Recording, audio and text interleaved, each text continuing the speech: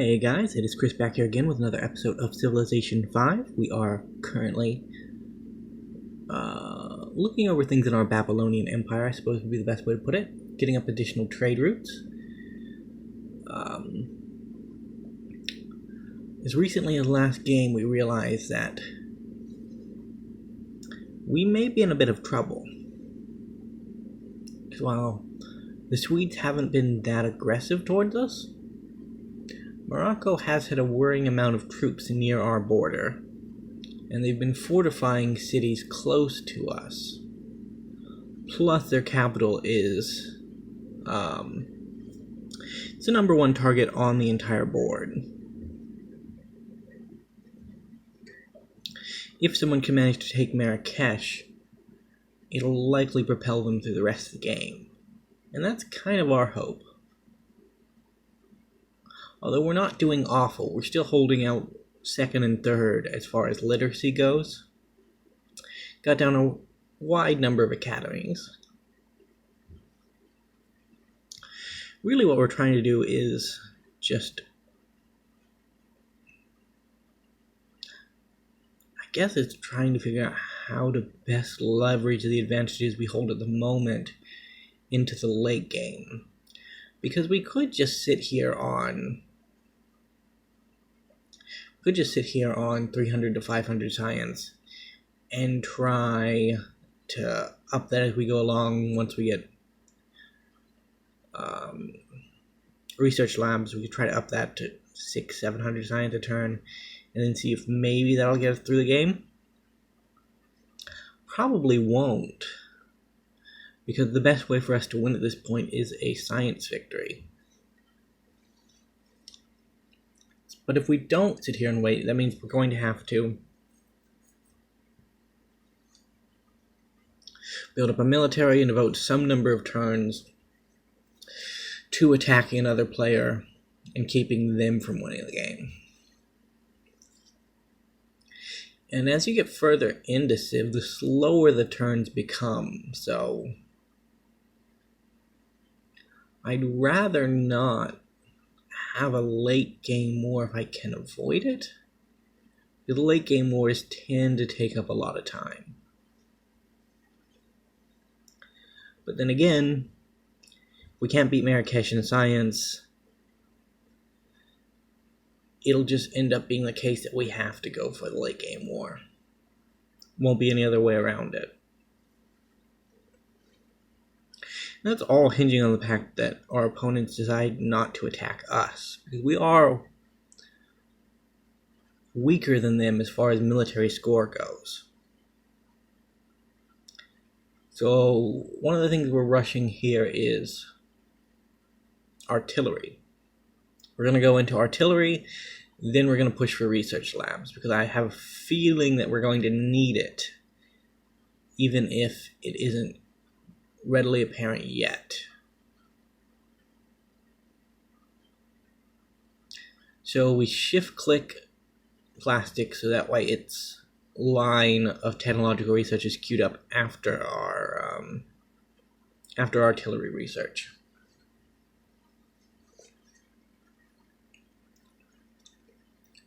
Our workers are running out of things to do. Good enough for them. They've done their job. If we actually go to war, they might have more jobs in the future. We have a lot of coal, which is really good for us, considering that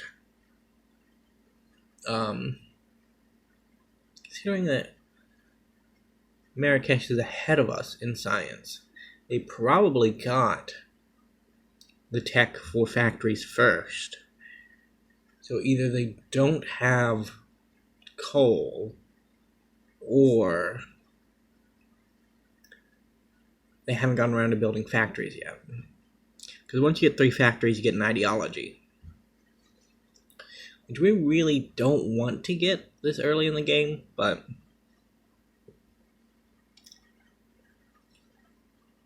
we might end up just getting it because we got the factories out first. Although I am sure there are other civs. There's at least one civ with comparable science to ours, and a few just below us that might already have the factory tech and might already be building factories themselves. So with any luck, they'll get the ideologies first, and then we can kind of choose between which ones among them have the highest culture. Not the highest culture, highest tourism.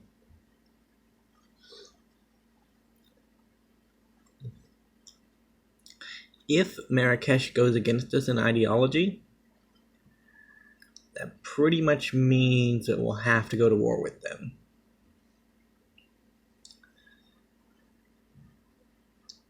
Because if we can't, we're going to lose out on a pretty... If Marrakesh gets a different ideology from us, and then they become influential with us, they'll have a combat bonus against us. So if we end up in a space race at the end of the game, and Marrakesh has a pretty decent combat bonus against us, and we're both fighting with the same level of technology, then that'll be pretty much game over for us. However, right now, we could technically rush out a tech like artillery or infantry before Marrakesh gets it, then attack them, so that even if they get a bonus against us, we'll still have the better tech level to attack, and we might still have a chance of actually taking one or two of their cities.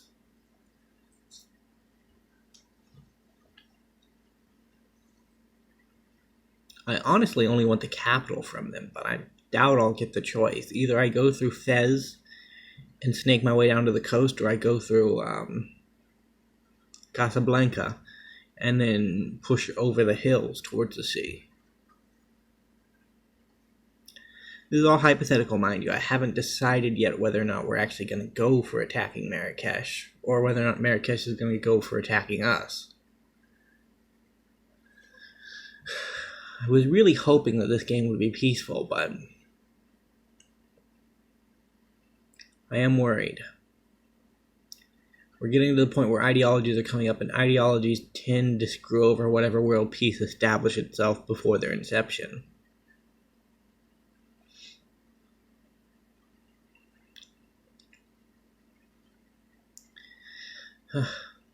Slow turns, slowly ticking over.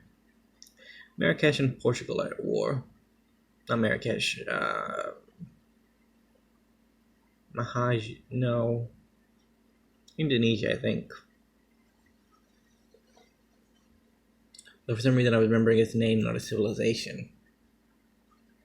So our science isn't looking bad.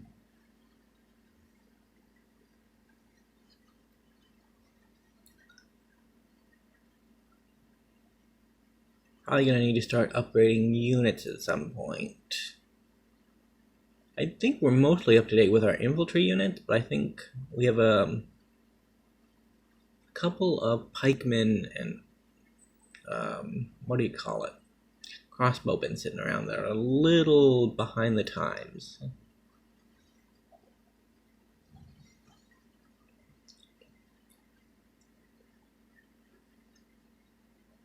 Factories are coming along nicely.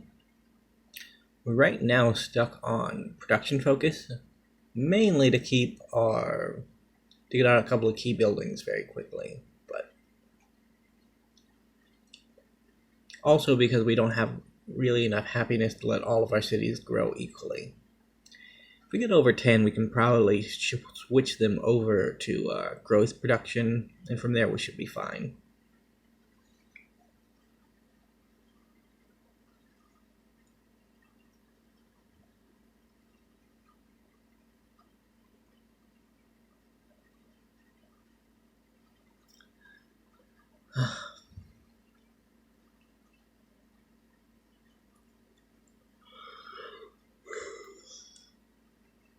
Let's say we are finally on the leaderboard.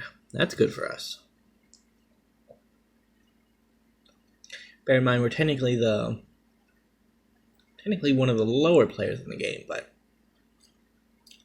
we are not insubstantial. We have a military, we have decent science, we'll soon get artillery, and we'll see where we can go from there. Workers slowly building up Nipper after centuries of neglect. It's actually a pretty decent city, all things considered. It's still growing while the rest of the cities are bottlenecked. But to be fair, unlike the other cities, it's in the plain biome, which means all of its food tiles also provide at least one production.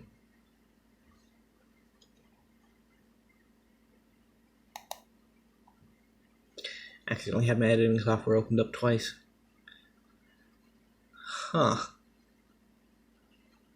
Opening.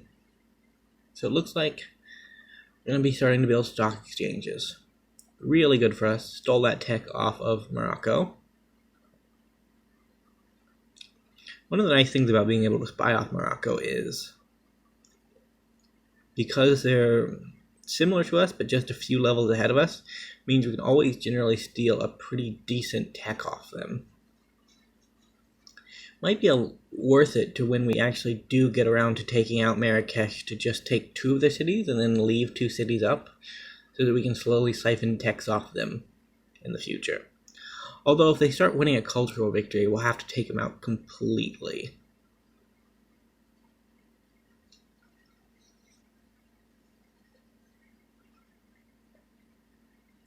But as I play the games for this series once a week, generally somewhere between Wednesday and Friday.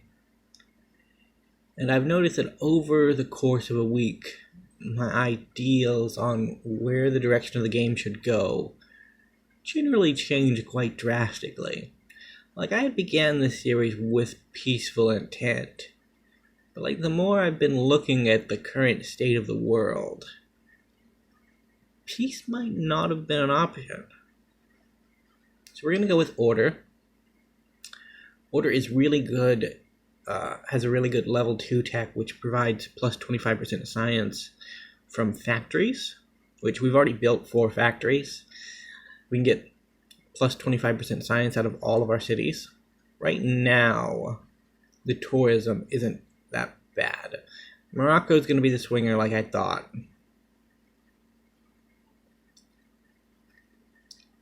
Although the 2 order civs aren't awful as far as tourism goes currently. So we join the order faction. Of the 3 factions that end up making up the endgame are 3 ideologies. Order tends to be pretty decent at space races, tend to be more heavily production focused, and also have a slight tilt towards war. Now to say, the freedom ideology tends to have more luck in the culture tree, because they have a lot of really good culture techs. Culture policies, I guess is a better way to say it. And then they have a slight tilt towards diplomacy / gold production. Then you have autocracy, based around war. They have some cultural tenets, not really a lot of science. But they do excel at war.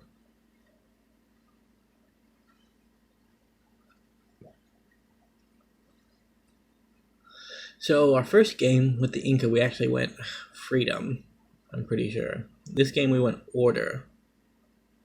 Who knows, if we have a third game, we might actually end up going autocracy and showing you how it's done. A Zulu autocracy build would be pretty fun.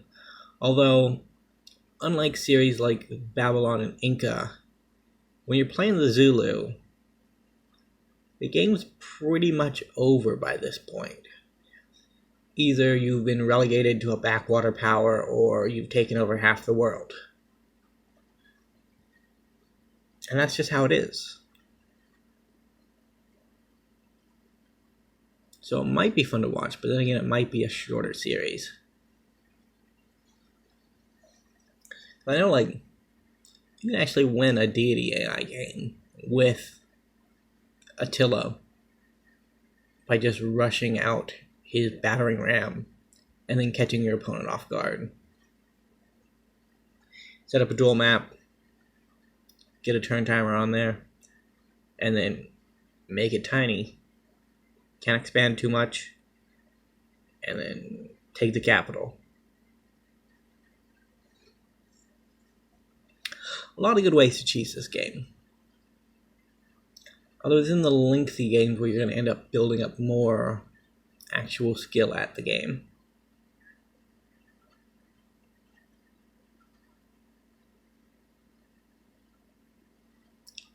That being said, I'm probably not the best person to speak about skill in this game because I have played some questionable games.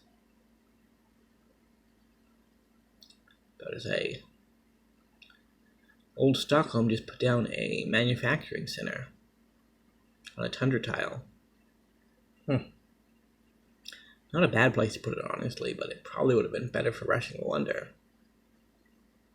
But the AI does love tile improvements. I'd say we probably have only about 100 turns left in this game. Can't imagine it going too far past 260. Not when there are several civs with decent chances of winning the game. I think, actually, ironically enough, the player that probably has the least chance of winning the game is Attila. Because even though he has a big empire, he's never going to be able to take all of the capitals. The map's just too big.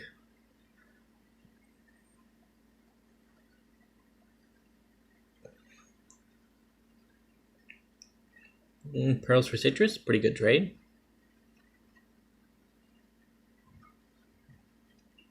So we've gotten up to 17 happiness. At some point in the near future, we'll be switching over to growth focus. So that way we can start growing our cities out a little bit more so we can benefit a little bit more from our libraries and public schools. Looking at the size of our capital compared to the other ones, I haven't really done that yet, but I don't think we're too bad off.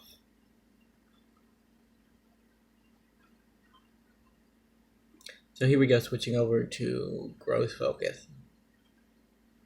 Growth focus will allow us to just make more raw science.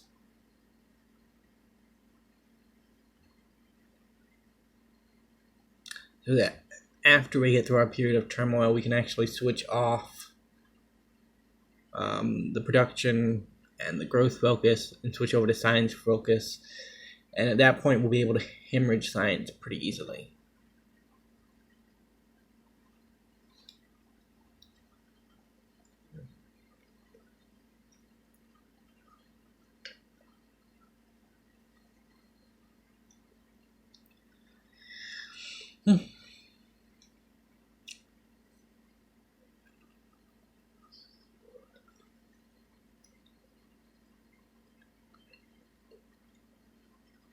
So we're building up our defenses in our little mountain city there.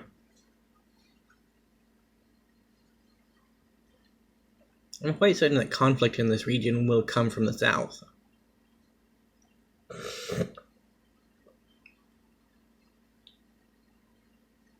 Although I will keep 2 troops over there near Sweden just in case they decide to get uppity.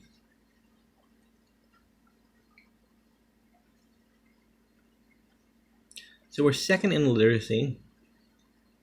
That's not too bad.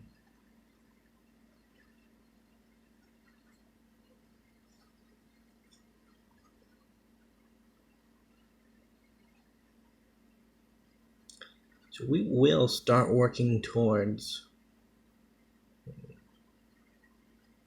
I guess after this point, if nothing changes, we'll just switch back over to science focus.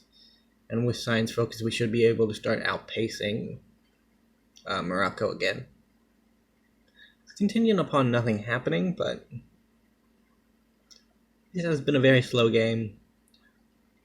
While I have been somewhat dubious of Morocco, we don't know for certain that he is against us.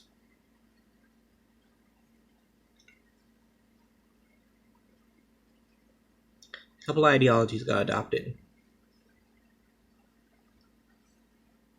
Looking at capitals here. So we're actually pretty close to being on par with the AI. A little below them in some areas. A lot happened this turn. We entered the modern era, which is good for us.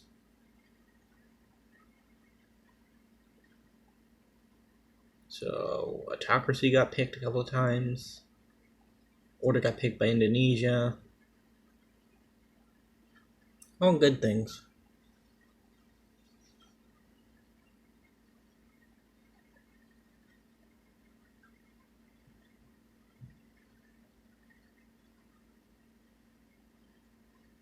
So we're going to get happiness from monuments, keep our happiness up. Some point in the near future, we're going to get a massive... Well, some point in the near future, we either get to keep all of our happiness, or we get to lose 20 of our happiness. And that decision rests squarely in the hands of Morocco.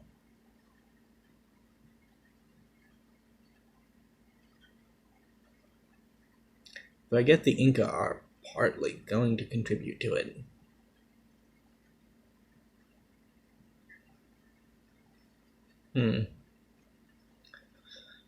Our old allies from the previous game may end up being the ones that screw us over too much.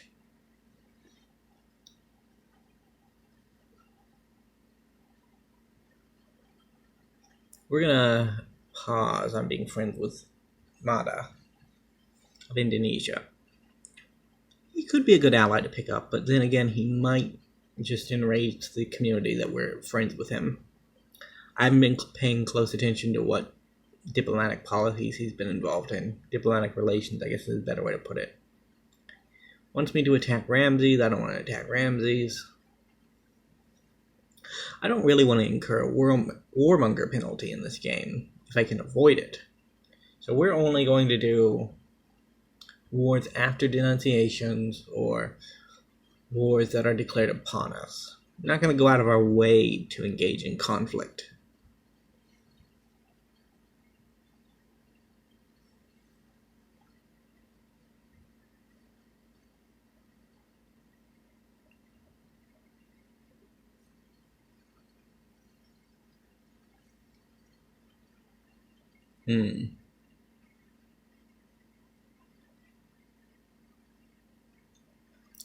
The nail in our coffin hasn't come yet, which might be a good thing.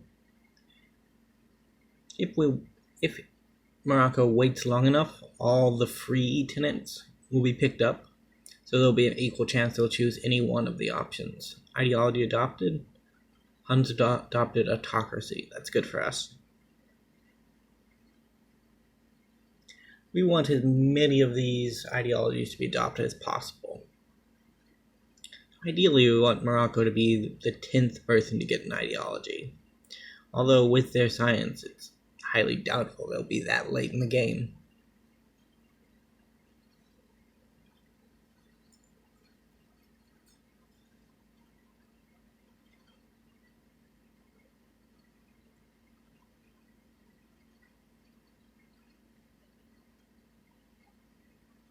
We're building some culture buildings.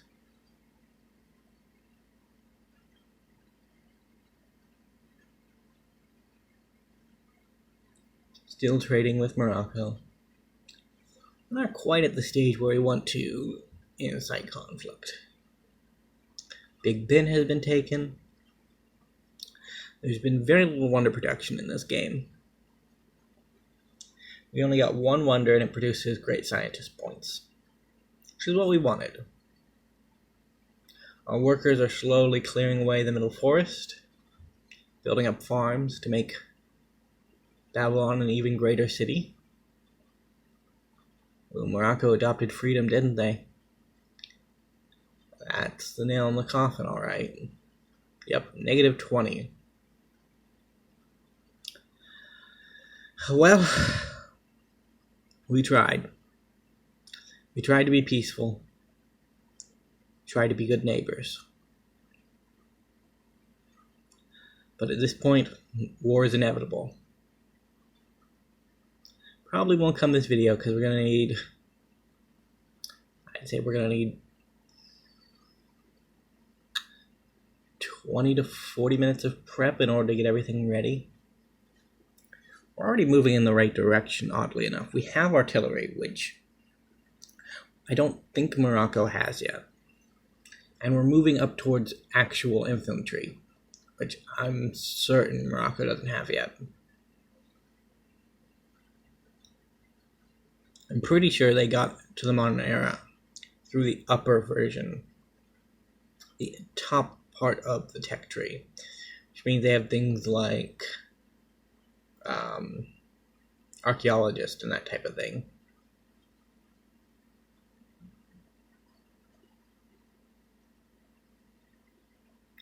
So we're briefly switching over to science focus here in all of our cities. Brought us up to 540. Decent, but could be better. We just want to rush these military techs as quickly as possible. Next turn we'll probably start upgrading our units, because our infantry are now 2 tiers behind where they should be. He wants to attack the leader of the Order civs. Don't really want that to happen, so I'm going to decline that. He's happy that we also decided to order. It's good for him. Little bit of a misnomer, because Assyria and Indonesia are not friends, even though they're part of the same ideology. So we could have a splintered ideological faction where we're with Indonesia, and then Assyria is by itself, but at the moment it's probably best just to play Assyria and Indonesia. Be friendly toward both of them, but neither stay on neither one's side. So we're getting a great engineer in 5 turns. With any luck, that would allow us to get a, what do you call it? Allow us to rush the Eiffel Tower, which would give us happiness and tourism, which is really good.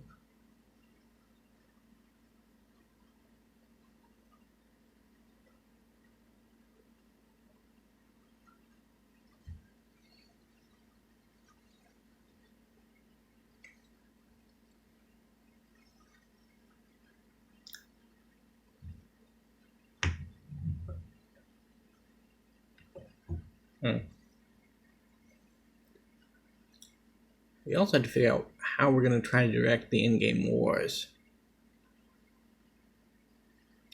We basically need the AI to start fighting amongst itself, because the AI will just build these massive militaries that's just such a slog to get through for a human player.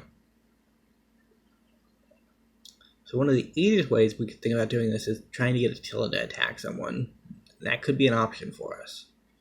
He's a pretty big military and he's pretty aggressive, so the rest of the world already hates him for attacking people. We can just get him, pay him off to attack somebody, and then that'll start a conflict. We also kind of want the Inca to be in a conflict, although there's nobody around them really strong enough to displace them. I guess we get them to fight Washington. That'd probably be our best bet. But even still, there's too high of a likelihood in that scenario that either the Inca or the Americans come out of the war better than when they started. Somebody died there. Yeah, that was a burnt down city. I guess that Attila probably got rid of Theodora. Military is a laughingstock. Yeah, we know that. Would you kindly declare war on Morocco? What do you want for that? Deal. 5 iron for war is pretty decent.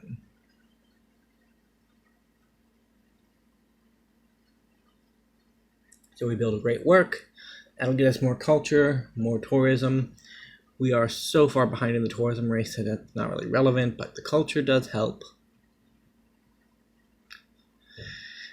And we are preparing for our upcoming conflict. Now that we've gotten Attila to go to war with him, what we're really waiting for is for him to move out the troops that he has guarding this northern border. So when he moves south to ideally defend himself from Attila, we just move in from the north, and that way we can get them in like a two-front war. Should spell the doom for Morocco. Even with a massive army, AI has a whole problem about defending two fronts. Just not that great at it. There we go, Morocco denounced us. It's not as though we didn't see this coming.